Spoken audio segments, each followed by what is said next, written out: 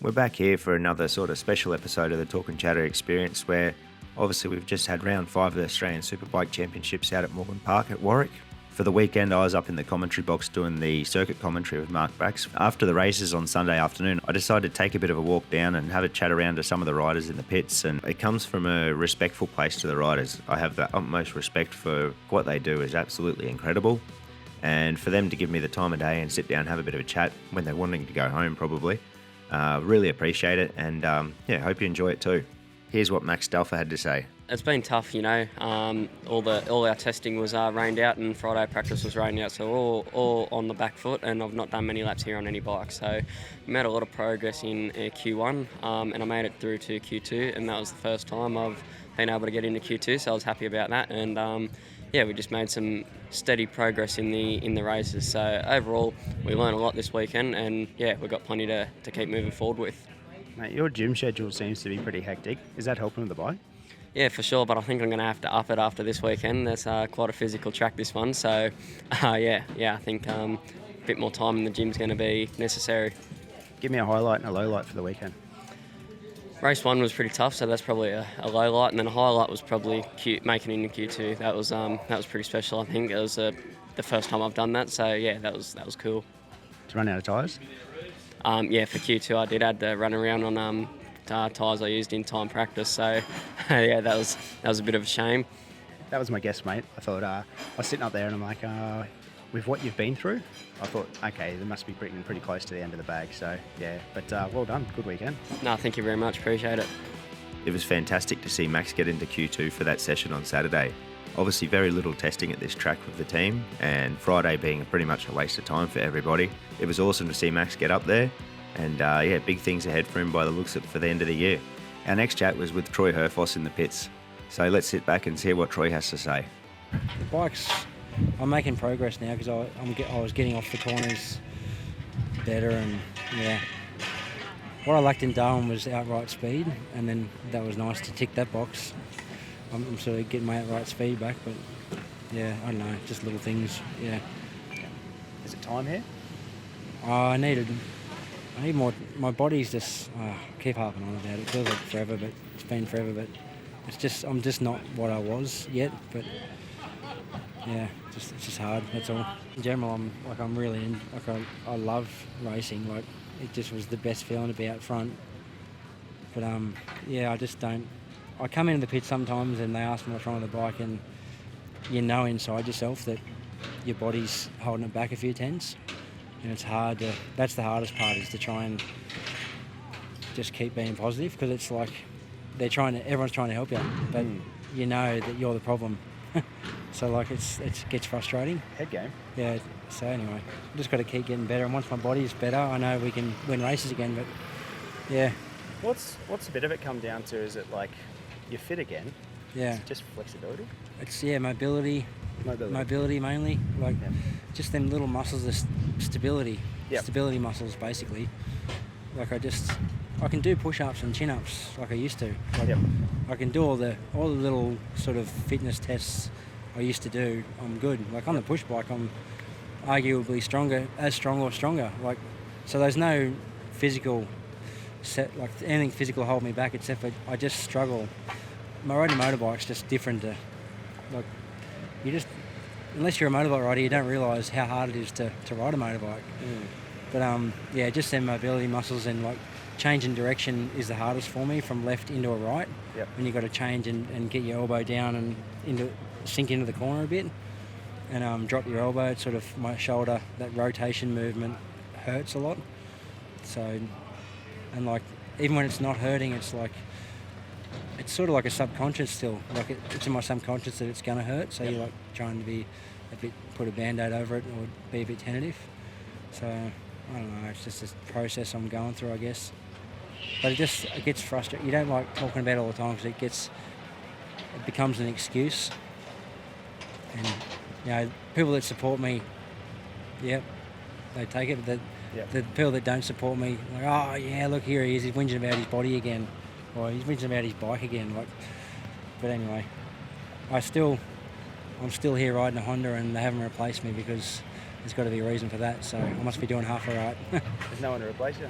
Yeah, You're doing a good job. at the moment, like I'd love to have someone on the bike, a teammate or whatever, to see, if is the body holding me back? Do we need to make progress with the bike? Like, I do believe we've got a good package, but yeah, it's hard when you're the only bike on the grid of that brand. Like, you can't bounce any ideas off anyone. So yeah, I think you're turning, like, you'll be able to turn that bike anywhere. It looks like so agile. Yeah, I can. Yeah. Yeah. I can. When I'm feeling good, I can turn the bike well. Yeah. It's the hardest point I find, whether it's my riding style or the bike, is just the touch of the throttle and that first bit of grip. I sometimes feel like I lack. Yeah, but that's like, I've always ridden that sort of way where I'm strong on the entry, so it could be a personal riding thing as well. Yeah. But again, it's hard when there's only on the grid. If you got someone like Arthur Sissy, say, that's that real like GP style, like he isn't slow in, but he really comes to the back of the corner strong. Yep. Like he's probably the other end of the scale. Like, okay, if he was riding the bike, it'd be interesting to see what he thought of the touch of the throttle. But because there's two opposite riding styles there. Absolute respect to Troy Herfoss for giving us the time to listen to that and giving us an insight into what he's going through still. Our next guest is Brian Starring from Desmo Sport Ducati. Let's have a listen to see what Brian has to say. Well, highlight for me was race 2 of the weekend. It was really the first time that we actually kind of got going, which is a bit ridiculous because we came here quite well prepared, and I can't say exactly why. I couldn't really get going earlier in the weekend, but race 1 was also difficult because I didn't feel like I had the same motorbike as I'd been riding, in which I definitely did. Anyway, that's why race 2 is the highlight, because it's the first time I was able to sort of spread my wings and fly and ride the bike the way that I know I can, and that was how I expected all the weekend to be, but we just got a late start on it and a late run. But really happy to get third overall, even if I sort of chanced it with a good result in the final race. But that's how it goes. Sometimes you're on the bad side of that, and sometimes on the good, and this time it worked out. It was awesome to see Brian get back up on the podium this weekend on the Desmo Sport Ducati. And next up we have Brock Pearson, who was obviously chasing Brian for a fair bit of the races and went in front for a little bit as well. So let's have a listen to see what Brock had to say about his opportunity on the Desmo Sport Ducati. It's been really special. Jumping on the Desmo Sport Panigale V4R has been, an experience from the start. Didn't know where I'd place myself this weekend, but I think I showed I belong in the field and done a good job for myself, so I'm happy. Tell me about a highlight. I think the highlight would have to be, those 4 boys in front of me and me bridging that gap. There are a lot of guys that I doubted myself throughout the year and didn't think I, had the experience and the talent maybe to potentially, do those sort of things. And, today I proved to myself that I can. And I think it's just a start, home track, sure. But, I've been off the bike for 2 months. Give me a few more rides and it'll be a different story. Do you feel like, and this is probably coming from my own words, but you're the sort of riding of your own self in the past? You look really aggressive out there and leg out a bit, and you just look really comfy. Yeah, look, the difference is, you get on a bike and you feel comfortable and you feel like yourself and you start enjoying things. And, I've had a lot of doubts this year about how, my Superbike year might go. And, days like today, you get that enjoyment back in your riding because, you start going fast, and when you go fast, you enjoy it. And I've felt at home, and I feel aggressive, and I just feel like I suit the bike and I belong here in the class, and I hope it's just the start. Very positive Brock Pearson walking away from Morgan Park. So let's see what comes about for the rest of the season for Brock Pearson. Lachlan Epis is the next rider we found in the pits. And let's shoot over to Lachlan and have a bit of a listen to see how his weekend went. Weekend, I think, as a whole was a lot better than what we've had previously. I qualified 4th. That was awesome for me and the team. We got a bullshit penalty on a penalty because MA decided that they are in charge of whatever they want to do and they don't have to follow their own rule book. So that was a bit unfortunate for our second race. It pretty much guaranteed we were going to have an awful one.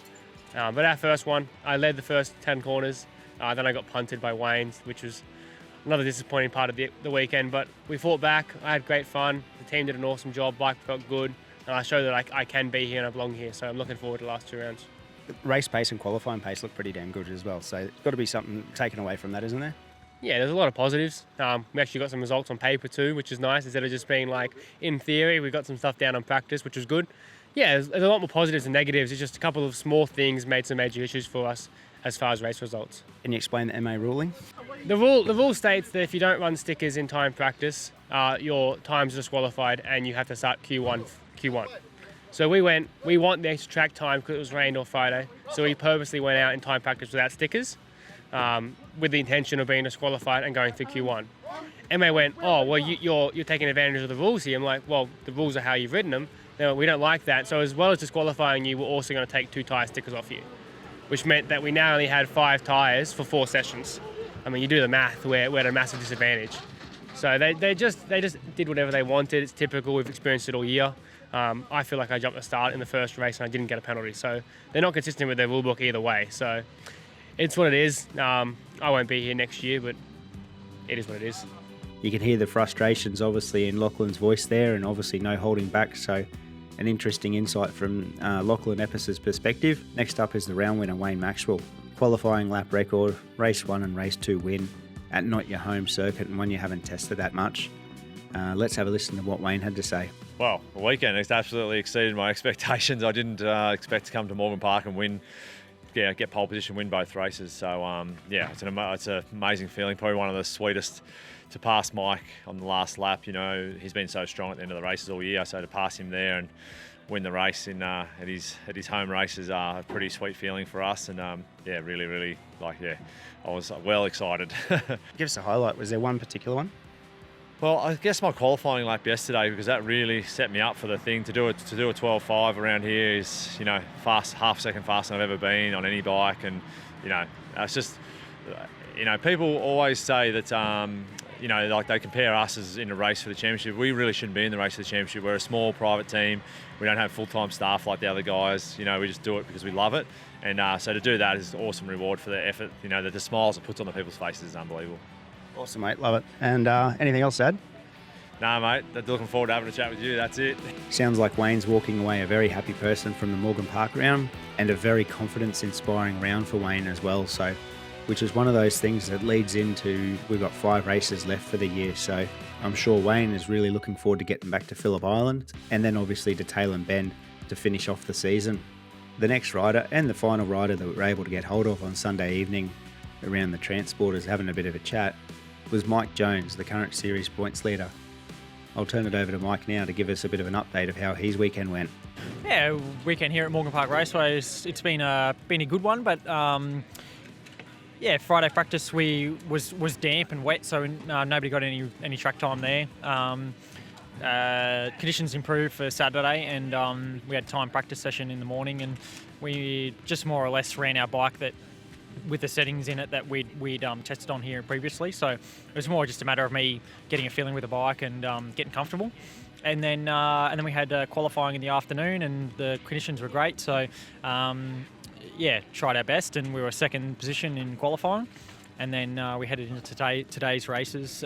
Great weather again today, it was just hard battles with Wayne. He was really strong, and the first race just didn't quite get the start, and then meant that I was behind a couple of guys, and just took me a few laps to get past them riders.